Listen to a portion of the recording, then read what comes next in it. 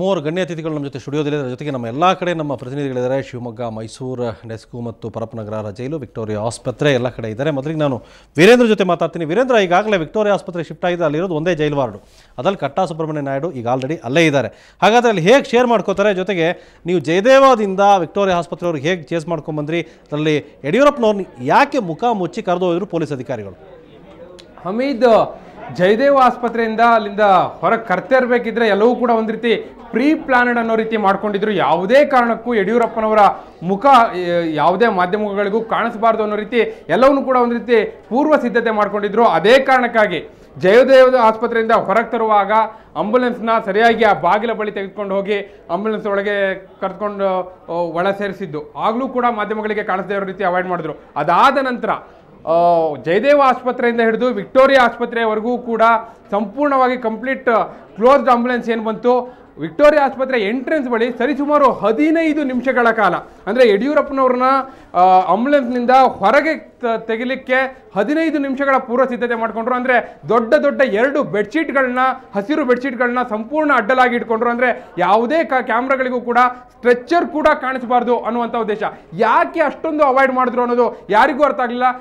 ಒಂದು ಸಂದರ್ಭದಲ್ಲಿ ಅಲ್ಲಿರೋ ಸಾರ್ವಜನಿಕರು ಕೆಲವರು ಅನುಮಾನ ವ್ಯಕ್ತಪಡಿಸಿದ್ರು, ಇಷ್ಟೊಂದು ಅವಾಯ್ಡ್ ಮಾಡ್ತಾ ಇದ್ದಾರಲ್ಲ, ಅದರಲ್ಲಿ ಯಡಿಯೂರಪ್ಪನವರೇ ಇದ್ದಾರೆ ಅಂತ ನಮಗೆ ಗೊತ್ತಾಗೋದು ಹೇಗೆ, ಅಲ್ಲಿ ಬೇರೆ ಯಾರೋ ಮಲ್ಕೊಂಡಿದ್ರೆ ಹೇಗೆ ಗೊತ್ತಾಗುತ್ತೆ ಅನ್ನೋ ಪ್ರಶ್ನೆಯನ್ನ ಕೆಲವು ಸಾರ್ವಜನಿಕರಲ್ಲಿ ಎತ್ತಾ ಇದ್ರು. ಅಷ್ಟೊಂದು ಅವಾಯ್ಡ್ ಯಾಕೆ ಮಾಡಿದ್ರು, ಅಷ್ಟೊಂದು ಕದ್ದು ಮುಚ್ಚಿ ತೆಗೆದುಕೊಂಡು ಹೋಗುವಂತ ಅನಿವಾರ್ಯತೆ ಏನಿತ್ತು ಅನ್ನೋ ಪ್ರಶ್ನೆಗೆ ಯಾರೊಬ್ಬರ ಬಳಿಯೂ ಉತ್ತರ ಇರಲಿಲ್ಲ. ಆ ಮೆಟ್ಟಿಲ ಬಳಿ, ವಿಕ್ಟೋರಿಯಾ ಆಸ್ಪತ್ರೆಯ ಮೆಟ್ಟಿಲ ಬಳಿ ಸರಿಸುಮಾರು 100 ಪೊಲೀಸರು ಇದ್ರು. ಅಂದ್ರೆ ಲೆಕ್ಕ ಹಾಕೊಳ್ಳಿ ಹಮೀದ್, ಎಷ್ಟರ ಮಟ್ಟಿಗೆ ಅವರು ಪ್ರೀ ಪ್ಲಾನ್ ಮಾಡ್ಕೊಂಡಿದ್ರು. ಯಾವ ಕಾರಣಕ್ಕೂ ಯಡಿಯೂರಪ್ಪನವರ ಮುಖ ಕಾಣಿಸಬಾರ್ದು ಅಂತಲೇ ಅವಾಯ್ಡ್ ಮಾಡ್ತಾ ಇದ್ರು ಅನ್ನುವಂಥದ್ದು. ಆ ಬೆಡ್ಶೀಟ್ನ ಸಂಪೂರ್ಣವಾಗಿ ಆಸ್ಪತ್ರೆ ಒಳಗೆ ಕರೆದುಕೊಂಡು ಹೋಗುವವರೆಗೂ ಕೂಡ ಹಾಗೆ ಮುಚ್ಚಿಟ್ಕೊಂಡು ತೆಗೆದುಕೊಂಡು ಹೋದ್ರು. ನಾವು ಆಸ್ಪತ್ರೆಯ ಒಳಗೂ ಹೋದಾಗಲೂ ಕೂಡ ಯಾವುದೇ ಕಾರಣಕ್ಕೂ ಅಂದರೆ ಯಡಿಯೂರಪ್ಪ ನಿಜಕ್ಕೂ ಕೂಡ ಅಸ್ವಸ್ಥರಾಗಿದ್ರೆ ಅವರಿಗೆ ಫ್ರೀ ಆಗಿ ಬಿಡಬೇಕು. ಅಲ್ಲಿ ಯಾರು ಕೂಡ ಫ್ರೀ ಆಗಿ ಬಿಡ್ತಾ ಇಲ್ಲ. ಅವ್ರಿಗೆ ಉಸಿರಾಡ್ಲಿಕ್ಕೂ ಆಗದ ಹಾಗೆ ಮುಚ್ಚಿಟ್ಕೊಂಡು ಹೋಗ್ತಾ ಇದ್ದಾರೆ. ಅಷ್ಟರ ಮಟ್ಟಿಗೆ ಯಾಕೆ ಅವರಿಗೆ ಉಸಿರುಗಟ್ಟಿಸುವ ವಾತಾವರಣದಲ್ಲಿ ಕರ್ಕೊಂಡು ಹೋದ್ರು ಗೊತ್ತಿಲ್ಲ. ಅದು ಯಡಿಯೂರಪ್ಪನವ್ರದೇ ಆದೇಶವೋ ಅಥವಾ ಇವರೇ ಆ ರೀತಿ ಕರ್ಕೊಂಡು ಹೋಗ್ತಿದ್ದಾರೋ, ಎಲ್ಲವೂ ಕೂಡ ಒಂದು ರೀತಿ ಜಗನ್ನಾಟಕದ ರೀತಿ ದೊಡ್ಡ ಹೈಡ್ರಾಮಾ ನಡೀತು ಅಂತ ಹೇಳ್ಬೋದು. ವೀರೇಂದ್ರ, ಹಾಗಾದ್ರೆ ಇವತ್ತು ಜೈಲು ಮಂತ್ರಿ ಹಾಗೂ ಗೃಹ ಮಂತ್ರಿ ಇಬ್ರು ಬಿಸಿ. ಯಾಕಂದ್ರೆ ಇಷ್ಟು ಪೊಲೀಸ್ ಅಧಿಕಾರಿಗಳು, ಇಷ್ಟು ಪೊಲೀಸ್ ಅಲ್ಲಿದ್ದಾರೆ ಅಂತ. ಹಾಗಾದ್ರೆ ಗೃಹ ಮಂತ್ರಿ, ಜೈಲು ಮಂತ್ರಿ ಫುಲ್ ಡೇ ವರ್ಕ್ ಮಾಡಿದ್ದಾರೆ ಹಾಗಾದ್ರೆ ಇವತ್ತು. ಖಂಡಿತ ಹಮೀದ್, ಯಾಕಂದ್ರೆ ಈ ಹೈಡ್ರಾಮಾ ನೋಡಿದ್ರೆ ಖಂಡಿತವಾಗಿಯೂ ಅವರಿಗೆ ಬೆಳಗಿನಿಂದ ಪುರ್ಸೊತ್ತಿಲ್ಲ ಅನ್ಸುತ್ತೆ. ಇದಕ್ಕೆ ಬೇಕಾದಂತ ಎಲ್ಲಾ ಪೂರ್ವ ಸಿದ್ಧತೆಗಳನ್ನ ಮಾಡೋದ್ರಲ್ಲಿ ಅವರು ಬಹುಶಃ ಬ್ಯುಸಿ ಆಗಿದ್ರು ಅನ್ಸುತ್ತೆ. ಬೇರೆ ಯಾವ ಕೆಲಸ ಕಾರ್ಯಗಳ ಕಡೆಗೂ ಅವರು ಗಮನ ಕೊಟ್ಟ ಹಾಗೆ ಕಾಣಿಸ್ತಾ ಇಲ್ಲ ಹಮೀದ್. ಯಾಕಂದ್ರೆ ಅಂಥದ್ದೊಂದು ಹೈಡ್ರಾಮಾ. ಯಾಕಂದ್ರೆ ನಾವು ಬಹುಶಃ ಹಿಂದೆ ಯಾವಾಗಲೂ ಕೂಡ ಈ ರೀತಿ ಒಬ್ಬ ನಿಜವಾಗಿಯೂ ಅಸ್ವಸ್ಥನಾಗಿದ್ರೆ ಆ ವ್ಯಕ್ತಿಯನ್ನು ಉಸಿರುಗಟ್ಟಿಸುವ ವಾತಾವರಣದಲ್ಲಿ ಯಾಕೆ ಆಸ್ಪತ್ರೆಗೆ ಕರ್ಕೊಂಡು ಹೋಗ್ತಾರೆ? ಒಂದು ಆಸ್ಪತ್ರೆಯಿಂದ ಇನ್ನೊಂದು ಆಸ್ಪತ್ರೆಗೆ ಇಂಥ ವಾತಾವರಣದಲ್ಲಿ ಕರ್ಕೊಂಡು ಹೋಗಿದ್ದನ್ನ ಇತಿಹಾಸದಲ್ಲಿ ನಾವು ಯಾವಾಗಲೂ ಕೂಡ ನೋಡಿರಲಿಲ್ಲ ಹಮೀದ್. 100 ಪೊಲೀಸರು ಒಬ್ಬ ವ್ಯಕ್ತಿಯನ್ನ ಸಂಪೂರ್ಣವಾಗಿ ಮುಚ್ಚಿಕೊಂಡು 4 ಬೆಡ್ಶೀಟ್ ಹಾಕೊಂಡು ಆತನ ಒಂದು ಸಣ್ಣ ಕೂದಲು ಕೂಡ ಕಾಣಿಸದ ರೀತಿಯಲ್ಲಿ ಅವಾಯ್ಡ್ ಮಾಡಿಕೊಂಡು ಸ್ಟ್ರೆಚ್ಚರು ಕೂಡ ಕಾಣಿಸಬಾರ್ದು ಅನ್ನುವಂಥ ಒಂದು ಪ್ರಯತ್ನವನ್ನು ಮಾಡಿದ್ರು. ಆದರೆ ಸುವರ್ಣ ನ್ಯೂಸ್ಗೆ ಆ ಸ್ಟ್ರೆಚ್ಚರ್ನಲ್ಲಿ ಕರ್ಕೊಂಡು ಹೋಗ್ತಿರುವಂಥ ವಿಜುವಲ್ ಬಹಳ ಸ್ಪಷ್ಟವಾಗಿ ಲಭ್ಯ ಆಗಿದೆ ಹಮೀದ್.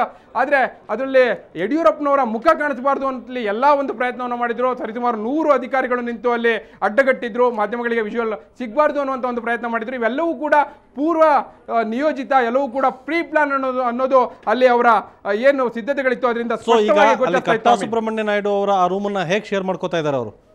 ಬಹುಶಃ ಅಲ್ಲಿರುವಂಥ ಕೊಠಡಿ ಏನಿದೆ, ನಾವು ಹಿಂದೆ ಕೂಡ ಹೋದಾಗ ನೋಡಿದ್ವಿ, ಬಹಳ ವಿಶಾಲವಾದಂಥ ಕೊಠಡಿ ಇದೆ ಹಮೀದ್. ಆ ಕಾರಣಕ್ಕಾಗಿ ಬಹುಶಃ ನಾವು ನೋಡಿರ್ತೀವಿ ಸ್ಪೆಷಲ್ ವಾರ್ಡ್ಗಳಲ್ಲಿ ಬಹಳ ವಿಶಾಲವಾಗಿರುತ್ತೆ. ಅಲ್ಲಿ 2 ಅಲ್ಲ 3 ಮಂಚಗಳನ್ನ ಹಾಕುವಷ್ಟು ವ್ಯವಸ್ಥೆ ಇರುತ್ತೆ. ಆದರೆ ಸ್ಪೆಷಲ್ ವಾರ್ಡ್ನಲ್ಲಿ ಸಹಜವಾಗಿ ಒಬ್ಬರು ಮಾತ್ರ ಇರ್ತಾರೆ. ಆದರೆ ಈ ಬಾರಿ ಬಹುಶಃ ಸ್ಪೆಷಲ್ ಕೇಸಲ್ಲಿ ಕನ್ಸಿಡರ್ ಮಾಡಿ ಇಬ್ಬರಿಗೂ ಕೂಡ ಅಲ್ಲಿ ಇರಲಿಕ್ಕೆ ಅವಕಾಶ ಮಾಡಿಕೊಡ್ಬೋದು ಅನ್ನುವಂಥ ಒಂದು ವಾತಾವರಣ ಇದೆ. ಆದರೆ ಆ ಬಗ್ಗೆ ಯಾರು ಕೂಡ ಬಹಿರಂಗವಾಗಿ ಅಂದರೆ ಆಸ್ಪತ್ರೆ ಅಧಿಕಾರಿಗಳು, ವೈದ್ಯಾಧಿಕಾರಿಗಳು ಇನ್ನೂ ಕೂಡ ಮಾಹಿತಿಯನ್ನು ಕೊಟ್ಟಿಲ್ಲ. ಆದರೆ ವಿಶಾಲವಾದಂಥ ಅಲ್ಲಿ ಜಾಗ ಇದೆ. ಅಲ್ಲಿ 2 ಟಿವಿ ಬೇಕಾದರೂ ಇಡ್ಬೋದು, 3 ಮಂಚ ಬೇಕಾದರೂ ಹಾಕ್ಬೋದು. ಹೀಗೆ ಬೇಕಾದಷ್ಟು ವ್ಯವಸ್ಥೆ ಇದೆ. ರೈಟ್. ಅದ್ರ ಜೊತೆಗೆ ವೀರೇಂದ್ರ, ಯಡಿಯೂರಪ್ಪ ಮತ್ತು ಕಟ್ಟಾ ಸುಬ್ರಹ್ಮಣ್ಯ ನಾಯ್ಡು ಅವರ ಒಂದೇ ರೂಮ್ನಲ್ಲಿ ಮುಖಾಮುಖಿ ಹೇಗಿರ್ಬೋದು ಈ ರೀತಿ ಕೇಸಲ್ಲಿ, ಜುಡಿಷಿಯಲ್ ಕಸ್ಟಡಿಯಲ್ಲಿ? ನಿಜವೂ ಕೂಡ ಅದು ನೋಡಿದ್ರೆ ಒಂದು ರೀತಿ ಒಣಸೆ ನಗು ಬರುತ್ತೆ ನೆನೆಸ್ಕೊಂಡ್ರೆ. ಯಾಕಂದರೆ ಇಬ್ಬರೂ ಕೂಡ ಈಗ ವಿಚಾರಣಾಧೀನ ಕೈದಿಗಳು, ನ್ಯಾಯಾಂಗದ ಬಂಧನದಲ್ಲಿರುವಂಥವ್ರು. ಇಬ್ಬರೂ ಕೂಡ ಭೂ ಹಗರಣದ ಹಿನ್ನೆಲೆಯಲ್ಲಿಯೇ ಜೈಲು ಸೇರಿರುವಂಥವ್ರು. ಏನು ಮಾತಾಡ್ತಾರವರು, ತಮ್ಮ ವಿರೋಧಿಗಳ ಬಗ್ಗೆ ಮಾತಾಡ್ತಾರ ಅಥವಾ ಮುಂದೆ ಏನು ಮಾಡಬೇಕು ಅಂತ ಮಾತಾಡ್ತಾರ, ಅವರ ಮುಖಾಮುಖಿ ಹೇಗಿರುತ್ತೆ ನಿಜಕ್ಕೂ ಕೂಡ ಅದು ಕುತೂಹಲಕರ ಅಂತ ಹೇಳ್ಬೋದು. ಈಗಾಗಲೇ ಮೊನ್ನೆ ಅಷ್ಟೇ ಕಟ್ಟಾ ಸುಬ್ರಹ್ಮಣ್ಯ ನಾಯ್ಡು ಅವರಿಗೆ ಜಾಮೀನು ತಿರಸ್ಕಾರ ಆಗಿದೆ. ಆದರೆ ಭಾರತದಲ್ಲಿ ಎಲ್ಲಿ ಬೇಕಾದರೂ ಚಿಕಿತ್ಸೆ ತೆಗೆದುಕೊಳ್ಬೋದು ಅನ್ನುವಂಥ ಒಂದು ಅನುಮತಿಯನ್ನ ಕೋರ್ಟ್ ನೀಡಿದೆ. ಆ ಹಿನ್ನೆಲೆಯಲ್ಲಿ ಬಹುಶಃ ಈ ಎಲ್ಲ ವಿಚಾರಗಳು ಚರ್ಚೆ ಆಗ್ಬೋದು. ಬಹುಶಃ ತಮ್ಮ ರಾಜಕೀಯ ವಿರೋಧಿಗಳ ಬಗ್ಗೆ ಅಲ್ಲಿ ಕೂತ್ಕೊಂಡು ಅವರಿಬ್ಬರು ಚರ್ಚೆ ಸಮಾಲೋಚನೆ ಮಾಡ್ಬೋದೇನೋ. Hameed, right, thank you. ನಿಮ್ಮ ಜೊತೆ ಮಾತಾಡ್ತೀನಿ ಮತ್ತೆ. ವೀರೇಂದ್ರ, ದಿವಾಕರ್ ಕೇಳ್ತಾ ಇದ್ದೀರಿ ನಮ್ಮ ರಿಪೋರ್ಟರ್ ಹೇಳಿದ್ದು. ತಮ್ಮ ಎಕ್ಸ್ಪ್ರೆಷನ್ ಕೇಳೋದಾದರೆ ಒಬ್ಬ BP ಶುಗರ್ ಪೇಷಂಟ್ ಅಥವಾ ಪೇಷಂಟ್ ಅನ್ನೋದಾದ್ರೆ ಒಳ್ಳೆ ಗಾಳಿಯ ವಾತಾವರಣದಲ್ಲಿ ಕರೆದೊಯ್ಯಬೇಕಿತ್ತು. ಯಾಕೆ ಇದನ್ನೆಲ್ಲ ಹೆಂಗೆ ಮಾಡ್ತಾ ಇದ್ದಾರೆ, ಯಾರು ಅಡ್ವೈಸ್ ಮಾಡ್ತಾ ಇದ್ದಾರೆ? ಆಮೇಲೆ ಇಷ್ಟು ಪ್ರಿಪರೇಷನ್ ನೋಡಿದರೆ ಬಹುಶಃ ನಮ್ಮ ರಾಜ್ಯದ ಗೃಹ ಮಂತ್ರಿಗಳು ಮತ್ತು ಬಂದಿಖಾನೆ ಸಚಿವರು ಅವರು ರಿಸ್ಕ್ ತೊಗೊಂಡಿರೋದು ನೋಡಿದರೆ, ಗೃಹ ಸಚಿವರು ಇಷ್ಟು ರಿಸ್ಕ್ ತೊಗೊಂಡೋದ್ರಿಂದ ಭಯೋತ್ಪಾದಕರನ್ನು ತಡಿಬೋದಿತ್ತು, ನಕ್ಸಲೈಟನ್ನು ಮಟ್ಟ ಹಾಕ್ಬೋದಿತ್ತು. ಬಹುಶಃ ಅದಕ್ಕಿಂತ ಹೆಚ್ಚು ರಿಸ್ಕ್ ತೊಗೊಂಡಿದ್ದಾರೆ. ಏನು ಕಾರಣ, ಏನು ಇಷ್ಟೊಂದೆಲ್ಲ ಮಾಡುವಂಥ ಏನು ಅಗತ್ಯ ಇತ್ತಾ? ಇಷ್ಟು ಪೊಲೀಸರು, ಇಷ್ಟು ಈ ವೈದ್ಯಾಧಿಕಾರಿಗಳ ಬಳಕೆ, ಜೈಲು ಮಂತ್ರಿಯ ಇಷ್ಟೊಂದು ರಿಸ್ಕು, ಏನಿದು, ಏನು ನಡೀತಾ ಇದೆ? ರಿಸ್ಕ್ ಅಂತಲ್ಲ, ಇವತ್ತು ಅವರನ್ನು ಶಿಫ್ಟ್ ಮಾಡೋ ಸಂದರ್ಭದಲ್ಲಿ ನನಗೆ ಒಂದು ಮಾಹಿತಿ ಬಂದಿರೋ ಪ್ರಕಾರ ಸುಮಾರು 40-45 ಚಾನಲ್ನವರು ಅವ್ರನ್ನ ಚೇಂಜ್ ಮಾಡ್ತಾಯಿದ್ರು ಅಂತಿದೆ. ಹೀಗಾಗಿ ಇವತ್ತು ನಾನು ಮೊದಲೇ ಹೇಳಿದೆ, ನೀವು ಹೇಳಿದರೆ ನನ್ನ ಮಾತನ್ನು ನೀವು ಒಪ್ಪೋದಿಲ್ಲ, ಈ ಮೀಡಿಯಾ ಚೇಂಜಿಂಗ್ ಎಲ್ಲ ಆಗ್ತಲ್ಲ. ಮೀಡಿಯಾದಿಂದಲೇ ಭಾಳಷ್ಟು ವಿಚಾರ ಈಗ ರಾಜ್ಯದ ಜನಕ್ಕೂ ಗೊತ್ತಾಗಲಿ. ಆದರೆ ಮೀಡಿಯಾದಿಂದ ಹಾಗಾದರೆ ನೀವು ಮಾಧ್ಯಮದಿಂದಲೇ ಎಷ್ಟು ಹಗರಣ ಇದೆ, ಎಷ್ಟೆಲ್ಲ ಬಯಲಿಗೆ ಬಂತು ಅಂತ ತಮಗೆಲ್ಲ ಗೊತ್ತಿದೆ.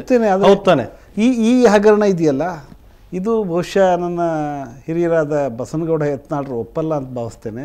ಕರ್ನಾಟಕದಲ್ಲಿ ರಾಜಕಾರಣವನ್ನು, ರಾಜಕೀಯದ ಲೆಕ್ಕಾಚಾರವನ್ನು ಮೀರಿ ರಾಜಭವನ ಈ ಥರದ ನೀವು ಈಗಿನ ವಿಚಾರಕ್ಕಾಗಿ ಒಂದ್ಸಗೆ ರಾಜಭವನಕ್ಕೆ ನೀವು ಎಲ್ಲೆಲ್ಲಿಗೂ ಲಿಂಕ್ ಮಾಡ್ತಾ ಇದ್ದೀರಿ? ಅಲ್ಲಲ್ಲ, ಆಸ್ಪತ್ರೆಗೂ ರಾಜಭವನಕ್ಕೆ ಸರ್ ಇದು ಈ ಪೊಲಿಟಿಕಲಿ ಮೋಟಿವೇಟೆಡ್. ಸರಿ, ರಾಜಭವನದಿಂದಲೇ ತಾವು ಹೇಳೋ ಪ್ರಕಾರ ಓಕೆ, ಅದನ್ನೇ ಒಪ್ಕೊಳ್ಳೋಣ.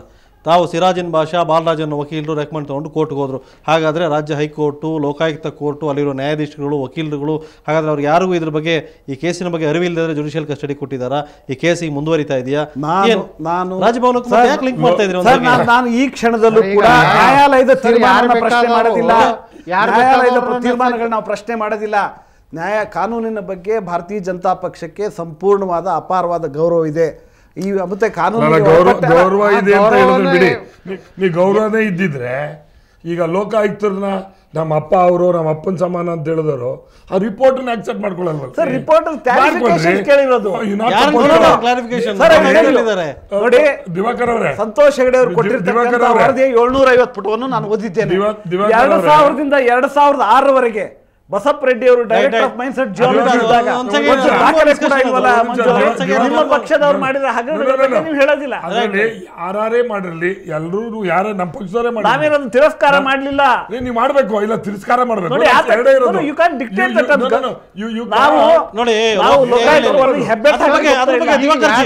ಚರ್ಚೆ ಬೇಡ. ಸಂತೋಷ್ ಹೆಗ್ಡೆನೆ ನಾನು ಸುಪ್ರೀಂ ಕೋರ್ಟ್ ಜಡ್ಜ್ ಆಗಿರೋರು, ಅವ್ರು ಹೇಳಿದ್ದಾರೆ ನೀವು ತಾಕತ್ತಿದ್ರೆ ಚಾಲೆಂಜ್ ಮಾಡಿ ನನ್ನ ಅಂತ ಹೇಳಿ.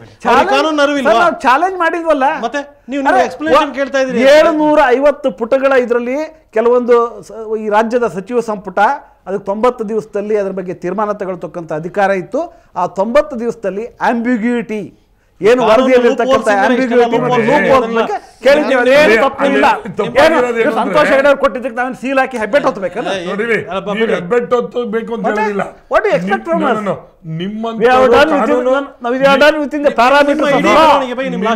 ಕಾನೂನು ಸಲಹೆಗಾರರಿಂದ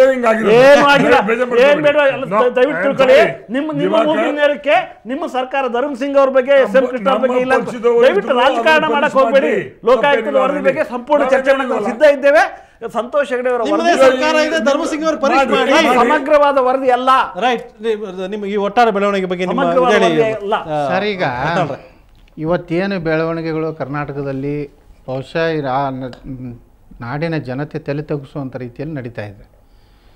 ನಾನು ಇಷ್ಟೇ ಹೇಳ ಬಯಸ್ತಾ ಇದ್ದೀನಿ, ಇವತ್ತು ಭಾರತೀಯ ಜನತಾ ಪಾರ್ಟಿ ಏನಾದರೂ ತನ್ನ ಮರ್ಯಾದೆಯನ್ನು ಉಳಿಸೋಬೇಕಾಗಿದ್ರೆ ತಾನೇನು ಇವತ್ತು ಭ್ರಷ್ಟಾಚಾರ ವಿರುದ್ಧ ನಮ್ಮ ಒಂದು ಹೋರಾಟ ಇದೆ, ನಾವು ಭ್ರಷ್ಟಾಚಾರ ವಿರೋಧಿಗಳಿದೆ ಅಂತ ಹೇಳಿ ಏನೊಂದು ದೊಡ್ಡದಾದಂಥ ಜನ ಏನು ಯಾವ ಯಾತ್ರೆಯ ಯಾವುದೋ ಯಾತ್ರೆ ಅದು, ಆ ಯಾತ್ರೆಯನ್ನು ಮಾಡ್ತಾ ಇರುವಂಥ ಭಾರತೀಯ ಜನತಾ ಪಾರ್ಟಿ ಮೊದಲು ತನ್ನ ಮನೆಯನ್ನು ಸ್ವಚ್ಛ ಮಾಡ್ಕೊವಂಥದ್ದು ಒಳ್ಳೆಯದು.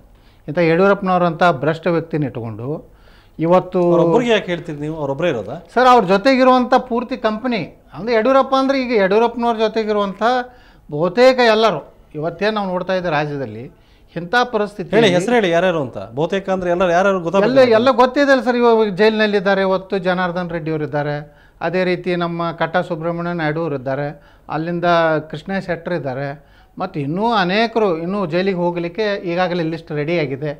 ಅವ್ರು ಎಲ್ಲರದ್ದು ಲೋಕಾಯುಕ್ತದ ಒಂದು ಏನು ರಿಪೋರ್ಟ್ ಇದೆ ಅದನ್ನು ಇಂಪ್ಲಿಮೆಂಟ್ ಮಾಡಿದ್ರೆ ಇನ್ನೂ ಸಾಕಷ್ಟು ಕುಳಗಳು ಸಿಗ್ತವೆ. ಅದ್ರ ಜೊತೆ ಸುಪ್ರೀಂ ಕೋರ್ಟ್ ಆದೇಶದಂತೆ ಬಳ್ಳಾರಿ ಒಂದು CBI ತನಿಖೆ ನಡೀತಾ ಇದೆ. ಅದರಲ್ಲಿ ಎಷ್ಟು ಶಾಸಕರುಗಳಿದ್ದಾರೆ, ಇವ್ರನ್ನೆಲ್ಲ ಆಪರೇಷನ್ ಕಮಲ್ ಏನು ಮಾಡಿ ಇವತ್ತೇನು BJPಗೆ ಸೇರಿಸ್ಕೊಂಡು ಅವ್ರಿಗೆ ಏನು ಹಣ ಕೊಟ್ಟು ಇವತ್ತು ಅವ್ರನ್ನ ರಾಜೀನಾಮೆ ಕೊಡಿಸುವಂಥದ್ದು ಇರ್ಬೋದು. ಇವತ್ತು ಒಟ್ನಲ್ಲಿ ತಾವು ಹೇಳೋ ಪ್ರಕಾರ ಇಡೀ ದೇಶ ಹೆಮ್ಮೆ ಪಡುವಂಥ ಸಾಧನೆ ರಾಜ್ಯದಲ್ಲಿ ಆಗಿದೆ. ನಿಶ್ಚಿತವಾಗಿ ಹೆಮ್ಮೆ ಪಡುವಂಥದ್ದು ಹೇಳಿದ್ರೆ ಭಾಳ ದುಃಖ ಅನ್ನಿಸ್ತದೆ. ಕರ್ನಾಟಕದಲ್ಲಿ ಈ ರೀತಿ ಆಗಬಾರ್ದಾಗಿತ್ತು. ನಾವು ಒಂದು ವೇಳೆ ಕರ್ನಾಟಕ ಮೊದಲು ನಾವು ಏನು ಕರಿತಾ ಇದ್ದೀವಿ ಅಂದರೆ ಈ ದೇಶದಲ್ಲಿ ಒಂದು ಮಾದರಿಯಾದಂಥ ಒಂದು ಸುಸಂಸ್ಕೃತವಾದಂಥ ರಾಜಕೀಯ ವ್ಯವಸ್ಥೆಗಳು ಹೊಂದಂಥ ಒಂದು ರಾಜ್ಯ ಅಂತೇಳಿ.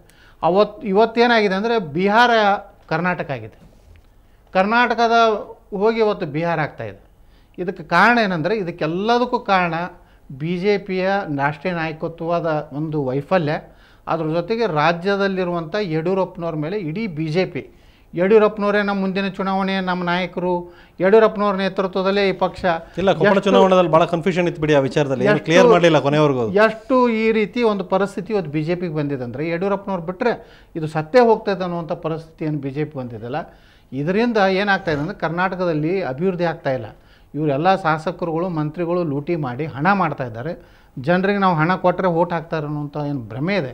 ಇದು ಹೋಗಬೇಕಾದ್ರೆ ಒಮ್ಮೆ ಪೂರ್ತಿಯಾಗಿ ಏನು ತಮಿಳುನಾಡಿನಲ್ಲಿ ಒಂದು ಏನು ಬದಲಾವಣೆಯನ್ನು ನೋಡಿದೆವು, ಯಾವ ರೀತಿ DMKನ ಅಲ್ಲಿನ ಜನ ಯಾವ ರೀತಿ ತಿರಸ್ಕಾರ ಮಾಡಿದ್ರು, ಅದೇ ಮಾದರಿಯಲ್ಲಿ ಈ ರಾಜ್ಯದ ಜನ ಮುಂದಿನ ದಿವಸಗಳಲ್ಲಿ ಮಾಡ್ತಾರೆ.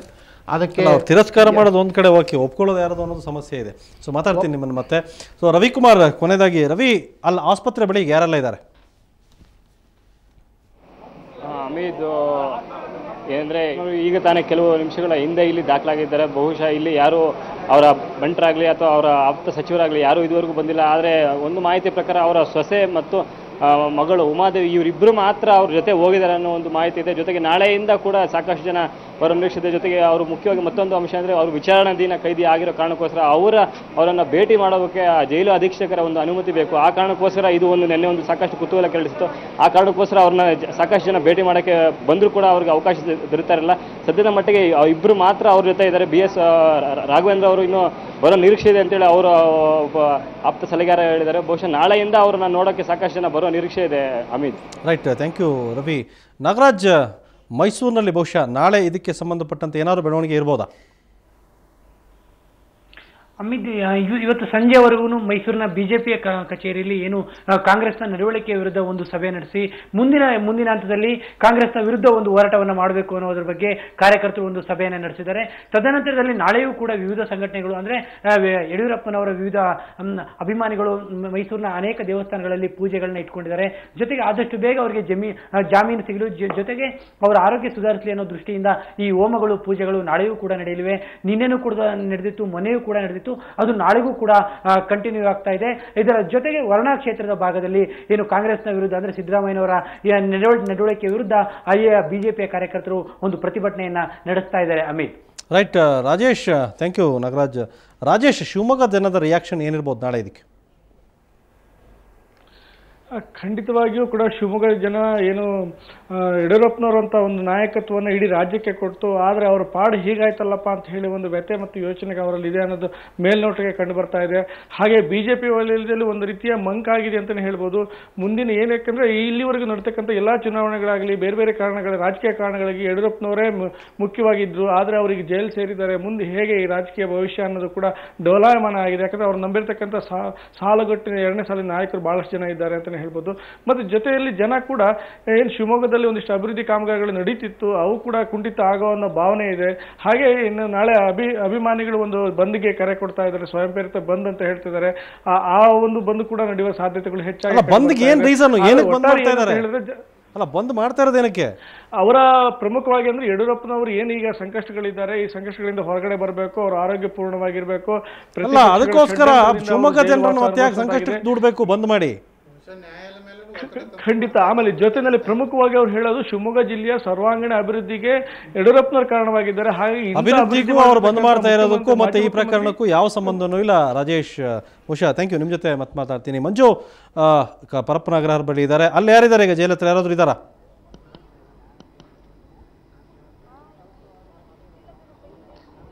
ಅಂದರೆ ಮೊನ್ನೆ ಶನಿವಾರ ಬಂದಾಗ ಕತ್ಲಲ್ಲಿ ಹೋಗ್ಬಿಟ್ಟಿದ್ರು ಯಡಿಯೂರಪ್ಪನವರು. ಮಧ್ಯಾಹ್ನದಿಂದನೂ ಇವತ್ತಾದ್ರೂ ಏನೋ ಮಧ್ಯಾಹ್ನಕ್ಕೆ ಅವರು ಡಿಸ್ಚಾರ್ಜ್ ಆಗಿ ಜಯದೇವದಿಂದ ನೇರವಾಗಿ ಪರಪ್ಪನಗರ ಬರ್ಬೋದು, ಅವರನ್ನು ಹಗಲಲ್ಲಿ ನೋಡ್ಬೋದು, ಮತ್ತು ಇಲ್ಲಿಂದ ಹೇಗೆ ಅವರನ್ನು ಕರ್ಕೊಂಡು ಹೋಗ್ತಾರೆ ಅಂತ ಒಂದಷ್ಟು ಜನ ಕುತೂಹಲದಿಂದ ಇಲ್ಲಿ ನೆರೆದಿದ್ರು. ಈಗಲೂ ಸ್ವಲ್ಪ ಜನ ಇದ್ದಾರೆ, ಅಮಿತ್ ಬರ್ತಾರೆ ಅನ್ನೋವಂಥ ನಿರೀಕ್ಷೆಯಲ್ಲಿ ಸ್ವಲ್ಪ ಮಟ್ಟಿಗೆ ಜನ ಇದ್ದಾರೆ. ಆದರೆ ಅವರು ಬರೋದಿಲ್ಲ, ಮತ್ತು ವಿಕ್ಟೋರಿಯಾ ಆಸ್ಪತ್ರೆಗೆ ಅವರು ಶಿಫ್ಟ್ ಆಗಿದ್ದಾರೆ ಅಂತ ತಿಳಿದು ಈಗ ಒಂದಷ್ಟು ಜನ ಜಾಗ ಖಾಲಿ ಮಾಡಿದ್ದಾರೆ. ಸ್ವಲ್ಪ ಜನ ಮಾತ್ರ ಈಗ ರೈಟ್ ಮಂಜು, ರೈಟ್. ಸೊ ರೈಟ್, ಮುಂದೆ ಏನು ಬೆಳವಣಿಗೆ ಇರ್ಬೋದು ವೀರೇಂದ್ರ? ಬಹುಶಃ ಹಮೀದ್, ಈಗ ಬಹುಶಃ ಯಡಿಯೂರಪ್ಪನವರು ಯಾಕೆ ವಿಕ್ಟೋರಿಯಾ ಆಸ್ಪತ್ರೆಗೆ ಶಿಫ್ಟ್ ಆಗಿದ್ದಾರೆ ಅಂದರೆ ಇವತ್ತು 20ನೇ ತಾರೀಕಿಗೆ ಅವರ ಜಾಮೀನು ಅರ್ಜಿಯನ್ನು ಮುಂದೂಡಲಾಗಿದೆ. ಬಹುಶಃ 20ನೇ ತಾರೀಕುವರೆಗೂ ಕೂಡ ಅವರು ವಿಕ್ಟೋರಿಯಾದಲ್ಲೇ ಇರ್ತಾರೆ. ಆ ಜಾಮೀನು ಅರ್ಜಿಯ ಸಾಧ್ಯತೆಗಳು ನೋಡಿಕೊಂಡು ಅದರ ಒಂದು ರಿಸಲ್ಟ್ ಏನಾಗುತ್ತೆ ಬಹುಶಃ ಅದರ ಮೇಲೆ ಅವರು ಬಹುಶಃ ಮುಂದಿನ ನಿರ್ಧಾರ ಮಾಡ್ತಾರೆ ಅನ್ಸುತ್ತೆ. ಅವರು ಮುಂದಿನ ನಿರ್ಧಾರವನ್ನು ಕೈಗೊಳ್ತಾರೆ ಅನ್ಸುತ್ತೆ. ಹಮೀದ್, ಬಹುಶಃ ಇವತ್ತೇನಾದ್ರೂ ಅವ್ರಿಗೆ ಜಾಮೀನು ಸಿಗುತ್ತೆ ಅನ್ನುವಂಥ ನಿರೀಕ್ಷೆ ಇತ್ತೇನೋ, ಅದಕ್ಕಾಗಿ ಅಲ್ಲಿ ಡಿಸ್ಚಾರ್ಜ್ ಆಗಿ ಮನೆಗೆ ಹೋಗುವಂಥ ಒಂದು ಸಾಧ್ಯತೆಯನ್ನು ಕೂಡ ಓಪನ್ ಆಗಿ ಇಟ್ಕೊಂಡಿದ್ರು. ಆದರೆ 20ನೇ ತಾರೀಕಿಗೆ ಮುಂದೂಡಿದ ನಂತರ ಈ ಒಂದು ಪ್ಲಾನ್ನ ಸಿದ್ಧ ಮಾಡಿದ್ರು. ವಿಕ್ಟೋರಿಯಾ ಆಸ್ಪತ್ರೆಗೆ ಈಗಾಗಲೇ ಶಿಫ್ಟ್ ಆಗಿದ್ದಾರೆ ಅವರು. 20ನೇ ತಾರೀಕಿನ ಜಾಮೀನು ಅರ್ಜಿಯ ವಿಚಾರಣೆ ನಡೆಯುತ್ತೆ. ಅದರ ರಿಸಲ್ಟ್ನ ಮೇಲೆ ಯಡಿಯೂರಪ್ಪನವರ ಮುಂದಿನ ಹೆಜ್ಜೆ ನಿರ್ಧಾರ ಆಗುತ್ತೆ ಅಂತ ಹೇಳ್ಬೋದು. Thank you Veerendra. ನಿಮ್ಮ ಒಡೆ ಏನಿದಕ್ಕೆ? ಈಗ ನಮ್ಮ ದಿವಾಕರ್ ಅವರು ಹೇಳ್ತಾ ಇದ್ರು, ತಾವು ನಮ್ಮ ಪಕ್ಷದವ್ರನ್ನ ಡಿಫೆಂಡ್ ಮಾಡ್ಕೊಂಡು ಹೇಳುವಂಥದ್ದು. ಬಹುಶಃ ಅವ್ರು ಏನು ಹೇಳಬೇಕಾಗಿತ್ತು ಇವತ್ತು ರಾಜ್ಯದ ಜನತೆಗೆ ಅಂತ ಹೇಳಿದರೆ, ನಾವೀಗ ಆಗ್ತಾ ಇರ್ತಕ್ಕಂಥದ್ದು ಇವತ್ತಿನ ರಾಜಕೀಯ ಪರಿಸ್ಥಿತಿನಲ್ಲಿ ಪಕ್ಷದ ಎಲ್ಲರೂ ಕೂಡ, ನಾನು ಸೇರ್ತಾ, ಇದನ್ನು ಕಂಟಿನ್ಯೂ ಮಾಡಬೇಕು. ಯಾರೇ ಆಗಲಿ ಭ್ರಷ್ಟಾಚಾರ ಮಾಡೋದನ್ನು ಜನ ಒಪ್ಪೋದಿಲ್ಲ, ನ್ಯಾಯಕ್ಕೆ ತಲೆ ಬಾಗಬೇಕು, ಗೌರವಿಸ್ಬೇಕು ಅನ್ನೋದು ಈ ಸಂದೇಶ ಹೋಗಬೇಕು. ಈಗ ನಾವೇನಾಗಿದ್ದೀವಿ ಅಂದರೆ ನಮ್ಮ ಪಕ್ಷದವ್ರನ್ನ ನಾವು ಪ್ರೊಟೆಕ್ಟ್ ಮಾಡ್ಕೊಳ್ಳುವಂಥ ಸ್ಥಿತಿಗೆ ಹೋಗ್ತಾ ಇದ್ದೀವಿ. ಅದು ತಪ್ಪೋಗಬೇಕು. ಯಾಕೆ ಹೋಗಬೇಕು ಅಂದರೆ, ನಾನು ಕೂಡ ಯಡಿಯೂರಪ್ಪನ ಹತ್ತಿರದಿಂದ ನೋಡಿದ್ದೀನಿ. ಇವರು ಬಾಬಾ ದಿವಾಕರ್ ಅವ್ರು ನಾನು ನೋಡಿದ ಮೇಲೆ ನೋಡಿರೋರು. ಯಾವ ಹೋರಾಟದಲ್ಲಿದ್ದಂಥದ್ದು ಯಡಿಯೂರಪ್ಪನವರು ಈ ರೀತಿ ಕದ್ದು ಮುಚ್ಚಿ ಹೋಗ್ತಾರೆ ಅನ್ನೋ ಒಂದು ಪರಿಸ್ಥಿತಿಗೆ ಬರ್ತಾರೆ ಅಂದರೆ ಎಷ್ಟು ಮಾನಸಿಕವಾಗಿ ವೀಕ್ ಆಗಿದ್ದಾರೆ, ತಪ್ಪು ಮಾಡಿದ್ದೀನಿ ಅಂತ ಅವರೇ ಸಂದೇಶವನ್ನು ಕೊಡ್ತಾರೆ. ರೈಟ್, ದೇವಕರ್ ನಿಮ್ಮ ಲಾಸ್ಟ್ ವರ್ಡ್. ಅಲ್ಲ, ಮಂಜು ಅವರು ಬಿಜೆಪಿ ಅವ್ರಿಗೆ ಉತ್ತರ ಕೊಡಬೇಡಿ, ಲಾಸ್ಟ್ ವರ್ಡ್ ಕೊಡಿ. ನಾನು ಹೇಳ್ತೇನೆ, ಯಡಿಯೂರಪ್ಪನವರು ಹೋರಾಟದ ಹಿನ್ನೆಲೆಯಿಂದ ಬಂದವರು ಅಥವಾ ಈ ರೀತಿಯ ಆಪಾದನೆಗಳಿಂದ ಅವ್ರು ಖಂಡಿತವಾಗಿ ವಿಚಲಿತರಾಗೋದಿಲ್ಲ. ಬಹುಶಃ ಅವ್ರಿಗೆ ಇರ್ತಕ್ಕಂಥ ಈ ರಾಜ್ಯದಲ್ಲಿರ್ತಕ್ಕಂಥ ಅಪಾರ ಜನಬೆಂಬಲವನ್ನು ಹೊಂದಿರತಕ್ಕಂಥ ಯಡಿಯೂರಪ್ಪನವರು ನಾ ಹೇಳ್ತೇನೆ, accused is presumed to be innocent till the guilt is proved. ಈ ಎಲ್ಲ ಆಪಾದನೆಗಳಿಂದ ಮುಕ್ತರಾಗಿ ಬರ್ತಾರೆ, ಮತ್ತೆ ರಾಜ್ಯಕ್ಕೆ ಅವರು ನಾಯಕತ್ವವನ್ನು ಕೊಡ್ತಾರೆ ಅಂತಕ್ಕಂಥ ಆತ್ಮವಿಶ್ವಾಸ. ನ್ಯಾಯವಾದಿಯಾಗಿ ಹೇಳ್ತಾ ಇದ್ರೆ ಬಿಜೆಪಿ ಅವರಾಗಿ ಹೇಳ್ತಾ ಇದ್ದಾರೆ, ಬಿಜೆಪಿ ಕಾರ್ಯಕರ್ತನಾಗಿ ಹೇಳ್ತಾ ಇದ್ದೇನೆ, ನ್ಯಾಯವಾದಿಯಾಗಿ ಹೇಳ್ತಾ ಇಲ್ಲ.